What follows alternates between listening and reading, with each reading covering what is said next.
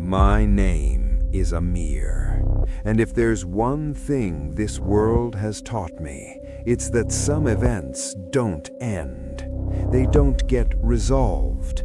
They just retreat, like something holding its breath beneath the surface of the water. When it all started, I was stuck in a night job too. Not out of passion or excitement, just because night shifts paid more and I needed the money. It was a logistics warehouse on the edge of the city, the kind of place even truck drivers preferred not to linger around. My shift ran from 11 at night until 7 in the morning. Most of the work involved logging arrivals and departures, checking shipments, and sitting in front of monitors that rarely showed anything worth seeing. The warehouse had cameras, but they were old, grainy images, blind spots, useless lighting at night. Security existed more on paper than in practice. Most nights were quiet. So quiet that it became easy to forget why staying awake even mattered. My body functioned, but my mind floated somewhere between sleep and consciousness. Sounds arrived late, and strange things felt normal. The first thing that caught my attention was a sound. Not a scream, not a bang. Something closer to a heavy object being slowly dragged across concrete. I looked up. The sound was coming from the loading corridor, a place that should have been empty at that hour. According to the schedule, the last truck had left at 9, and there were no deliveries until morning. I looked through the glass. The emergency lights were on. Everything looked normal. The sound came again, clearer this time, dragging, a pause, then breathing. Not fast breathing, not wheezing, slow, deep breaths, as if someone wanted to be heard. I stood up. This was the moment where common sense suggested staying put and calling someone, but this was also the moment where that stupid human pride whispered, "It's probably nothing." I grabbed the flashlight and stepped into the corridor. With every step forward, the sound became clearer. When I rounded the final corner, I saw something my mind still struggles to accept. A man was sitting on the floor, his back against the wall.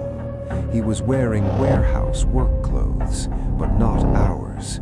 The clothes were soaked, not with sweat, not with rain, blood. But like before, it wasn't the amount that was unsettling.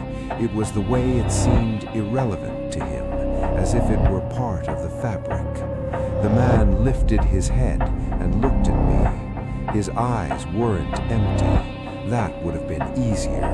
They were full of something I still can't name.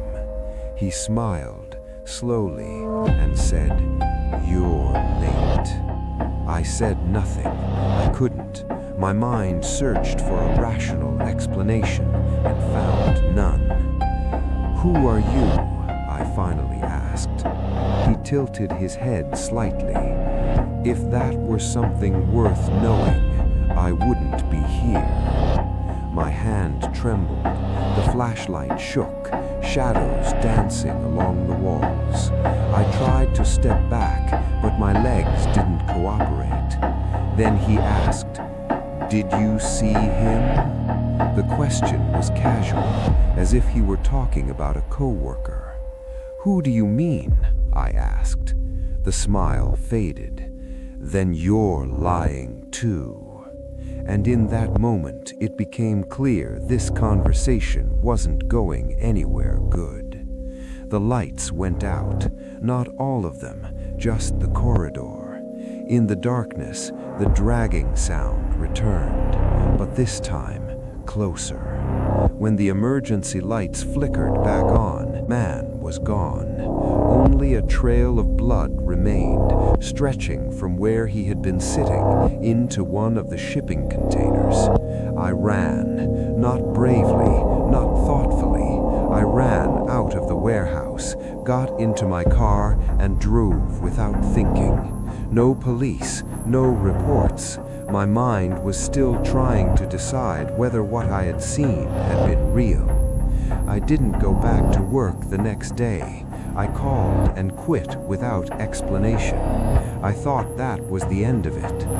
3 months later, in a different city, at a different job, while walking through a parking lot late at night, a familiar sound returned.